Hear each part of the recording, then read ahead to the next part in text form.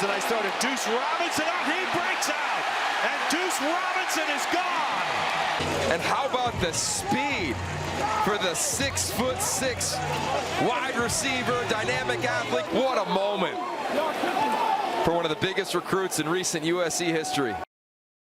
Yeah, that was the voice of Yogi Roth, formerly of Pac-12 Network, now with the Big Ten Network, joining us here in studio. It's great to have you, Yogi. Been your friend for a long time, so always fun to do a little TV with you. UCLA and USC in the Big Ten. It's controversial.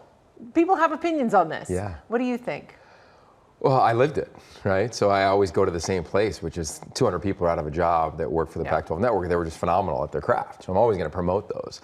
I think also the sport is changing. And now being a part of the Big Ten Network, which has been a blast, you really see that there's two leagues that are emerging in the SEC and the Big Ten, whether that's revenue sharing, whether that's CFP slots that we at least presume to be. You see what's happening in recruiting. That's just the nature of what's going on. So how do you navigate it? We'll see what happens when the games play. And that's what I'm most excited about. I just got done visiting, I think, 12 teams over the course of the month of August in training camp.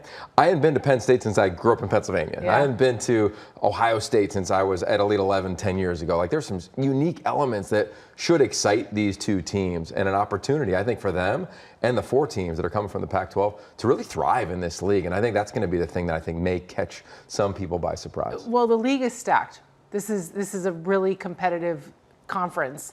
How do you think UCLA and USC are going to do in that regard? Yeah, it's a very competitive conference. I think where they really net out, though, is at the top.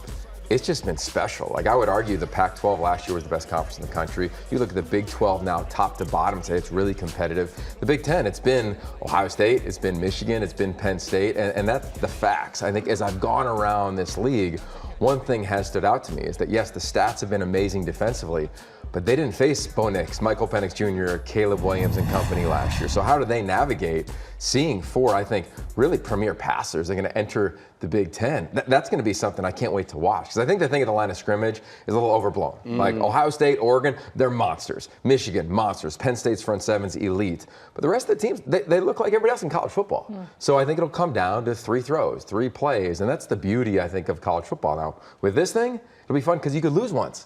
It's not over. Like, it's not over for Florida State, even though they lost yesterday, and that's what the playoff. Thankfully, it's here. About 12 years too late, in my humble opinion, but we got a 12-team expanded playoff. I think the general consensus, I wanted to ask you, don't you feel like USC and UCLA are kind of right where they want to be? I feel like the general consensus is not a whole lot of expectation out of them coming into the Big Ten. Don't you want people not really thinking about you heading into that kind of conference? Is that a fair way to put it? Yeah, I don't know. I think it depends. Like, I think in the South, I feel like they pay a ton of attention to USC. You just hear people criticizing that program all the time. Overall, for me, I think that they're both different stories. For USC, I've said it's a foundational year for them. Okay, it's not year one. We know that. Year one, they hit lightning in a bottle. The best player I've ever seen at quarterback in my career. It's 20 years of watching college football. Caleb was just a total different type of player.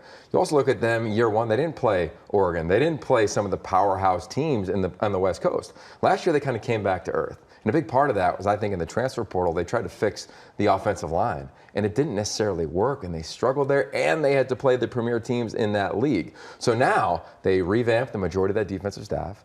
I think they've got a bunch of second-year players. You saw, Sue was talking about it earlier, the receivers or second-year players like Anthony Lucas in the transfer portal. They're second year now in the system. Just was at USC last week. We did our training camp show with Coach Riley, and he kind of echoed that of, guys know what they're doing. They feel grounded in this program. So I'm not saying they're going to go win the Big Ten, but I think, to me at least, from seeing 2.5 hours of majority of the teams, they're in the top third of the league. Are they in the bottom or the top of that? TBD. We'll see what happens on Saturday when they kick it off against LSU. Over your college football journey, which is a long one, and you've been entrenched in that work for a long time, but you were an assistant under Pete Carroll at USC. I know you got some good Pete Carroll stories. Yeah, well, I'm fired up. You're going to hear a couple of them because he's coming on my new podcast on Tuesday. It's called Y Option. It's college football through the lens of the West Coast. And we've done a bunch of quarterbacks like Dylan Gabriel, Miller Moss.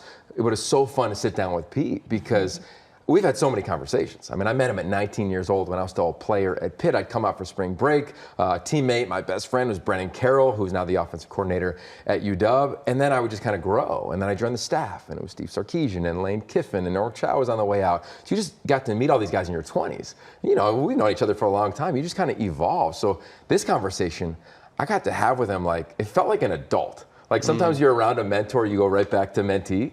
And it was really fun to talk to him about his career, the influences that he has had on this game, let alone just people that were fortunate enough to work for him. So it was honestly my favorite professional conversation I've ever had, to talk to him about all the things that really have inspired so many people around the game. I mean, he truly has changed the game. I just saw that he's eligible for the NFL Hall of Fame. I think he should be that. I think the College Football Hall of Fame should change the rules and allow him in, because he's done nothing to me other than really change the course of football. Yeah. I know we talked about competition until we were rolling at SC. Then it was Urban Meyer and Nick Saban, and it became this thing. So I just think philosophically, he's got so much depth to him. I love that he's coming back to SC to teach.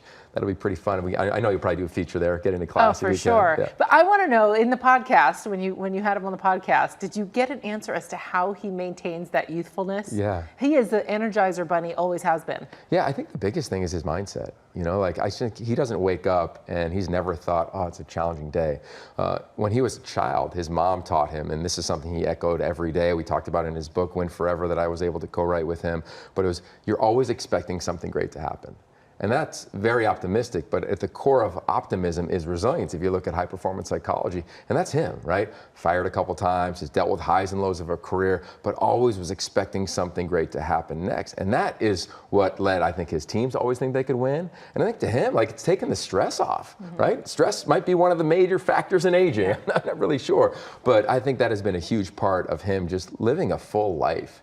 And I think when you do get fired from such high profile positions like he has, they just give you a different perspective where you can kick back and say, you know what, I want to cut it loose. I want to impact as many people as I can, and I'm not really going to worry about all of the other things that may consume younger coaches in their first time in the chair. Quick, give us the podcast name once again. Yes, Y Option. It's college football through the lens of the West Coast. Doing it with Jim Thornby, who I know you know from way back too, in the day. And it's been really fun because so many people needed a new option that were looking for a home, or now in the ACC or the Big 12 or the Big 10, spending 20 years in this league. I said, I got to do something. We've created that. I'm so proud of it. We're a month and a half in, and got Coach Carroll coming out in week 1, and away we go. What a guest. Yeah, all right, Yogi Roth, thanks so much for joining us here.